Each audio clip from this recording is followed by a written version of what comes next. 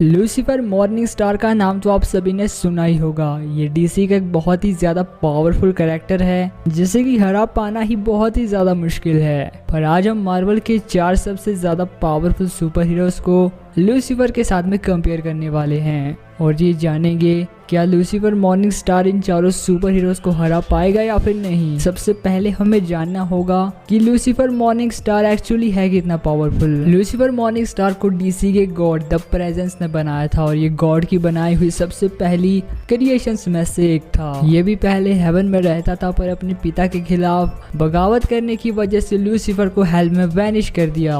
Centuries तक इसने वहां पर रूल किया और हेल का गॉड भी कहलाया। लूसीफर लिटरली बहुत ही ज्यादा पावरफुल है एंड अपने भाई माइकल के साथ इसकी पावर्स जुड़ी हुई है, बट माइकल की बात हम किसी और दिन करेंगे।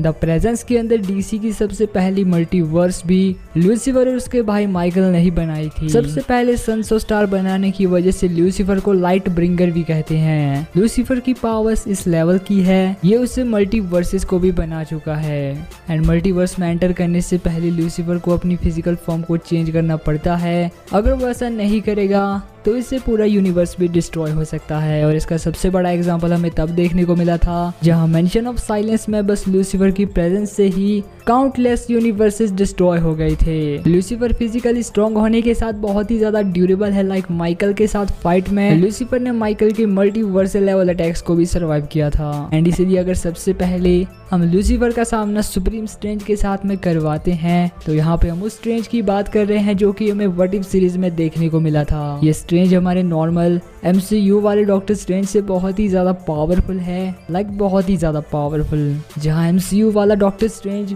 4 इन्फिनिटी स्टोन्स वाले थैनोस के सामने स्ट्रगल कर रहा था लड़ने में, वहीं सुप्रीम स्ट्रेंज ने अल्ट्रॉन जिसके पास की 5 इन्फिनिटी स्टोन्स थे और उनका वो फुल पोटेंशियल पर यूज कर रहा था, जो इससे पहले बहुत सारे यूनिवर्सेस को बर्बाद कर चुका था और पूरे मल्टीवर्स के लिए एक बहुत ही बड़ा थ्रेट बन गया था। पर सुप्रीम स्ट्रेंज की मैजिकल पावर्स को देखकर वो भी हैरान हो गया। लाइक वो उसके हर एक अटैक को अपोज कर रहा था एंड आखिर में उसने इन्फिनिटी अल्ट्रॉन को एक पॉकेट डायमेंशन में ट्रैप कर दिया। बट ये सब भी काफी नहीं होगा लूसीफर को हराने के लिए, क्योंकि यहाँ लूसीफर की पावर सुप्रीम स्ट्रेंज से बहुत ही ज्यादा है। लाइक लूसीफर मल्टीवर्स को क्रिएट और डिस्ट्रॉय कर सकता है अपनी पावर्स से एंड इसीलिए इन्फिनिटी जेम्स भी लूसीफर के सामने कुछ नहीं है। अब सुप्रीम स्ट्रेंज ने इन्फिनिटी अल्ट्रॉन को हरा दिया था बट इसका मतलब ये नहीं है कि वो स्टोन से ज्यादा पावरफुल है। इन्फिनिटी स्टोन्स का अगर सही से यूज किया जाए तो उससे सुप्रीम स्ट्रेंज को हराया जा सकता है और ये हमने देखा भी सीजन 2 के एंड में, जहाँ पे स्टोन्स का यूज करके उसे हरा दिया गया था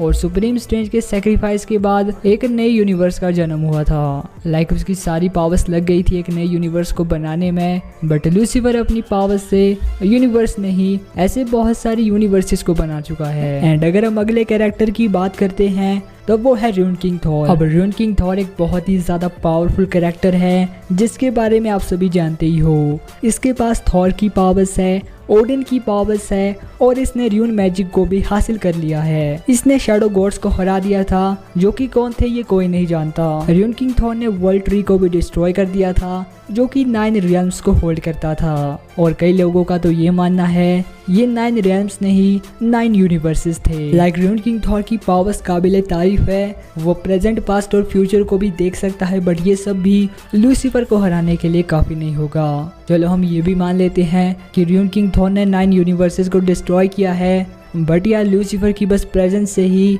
मेंशन ऑफ साइलेंस में काउंटलेस यूनिवर्स डिस्ट्रॉय हो गए थे एंड लूसीफर नई मल्टीवर्स को भी बना सकता है एंड उसने ये कई बार किया भी है। पर र्यून किंग थॉर की फीट्स इस लेवल के नहीं है जिस लेवल के जितने की लूसीफर मॉर्निंग स्टार के है। तो यहाँ पे र्यून किंग थॉर के पास भी कोई चांस नहीं है कि वो लूसीफर मॉर्निंग स्टार को हरा दे। एंड अगर हम अगले कैरेक्टर की बात करते हैं तो वो है house of M Scarlet Witch. तो स्कारलेट विच यहाँ पे बहुत ही ज्यादा पावरफुल हो गई थी। यहाँ पे भी अपने बच्चों की वजह से ही वो अपनी पावर्स पर कंट्रोल खो बैठती है एंड एक ऐसी रियलिटी को बना देती है जहाँ पे क्या होगा ये सब वांडा ही कंट्रोल कर रही थी। वांडा लिटरली अपनी पावर से एक अल्टरनेट यूनिवर्स को क्रिएट कर पाई थी जहाँ पे एक्स-मैन डोमिनेट स्पीशीज थी और मैग्नेटो उसका लीडर था। पर धीरे धीरे इस रियलिटी में क्रैक्स पड़ने लगे और लोगों को ये पता चल गया कि वो एक फॉल्स रियलिटी में जी रहे हैं जहाँ पे मैग्नेटो इसके बाद क्विकसिल्वर को मार देता है, पर वांडा उसे भी अपनी पावर से वापस जिंदा कर देती है।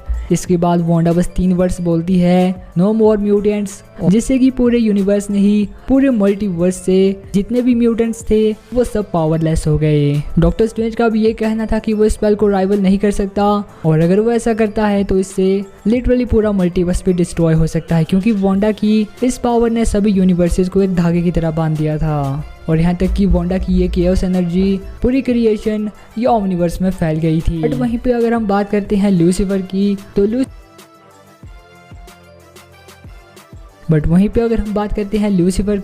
तो लूसीफर भी ये सब कुछ कर सकता है जो कि यहाँ पे वांडा ने किया था। एंड प्रोफेसर एक्स का यहाँ पे मानना ये था कि वांडा ने जो भी कुछ किया है इनमें से 90% चीज़ों पर वांडा का अपना कंट्रोल नहीं था। वांडा जब बहुत ज़्यादा इमोशनली डैमेज होती है तब वो केओस मैजिक में टैप कर पाती है और अपनी पावर्स को इस लेवल पर यूज़ कर पाती है कि वो इतनी ज़्यादा खतरनाक हो जाए। एंड वांडा ने यहाँ पे जो भी कुछ किया वो सब कुछ लूसीफर मॉर्निंग स्टार भी कर सकता है या फिर उसने पहले भी ये किया है। हाँ, यहाँ पे स्कारलेट विच बहुत ही ज़्यादा पावरफुल है बट वो लूसीफर को हरा नहीं सकती। अब हम बात करते हैं आज की फाइनल बैटल की, जो कि होने वाली है Loki the god of multiverse versus Lucifer के बीच में। अब इस वाले लोकी को हमने टीवी सीरीज में देखा था जहाँ पे ये वाला लोकी बहुत ही ज़्यादा पावरफुल है। लोकी के पास सबसे पहले टाइम स्लिपिंग की पावर थी जिससे कि वो टाइम में आगे पीछे जाया करता था, पर सीरीज के अंत तक लोकी ने इस पावर को पूरी तरह से मास्टर कर लिया था और यहाँ तक कि वो टाइम के फ्लो को भी रोक सकता था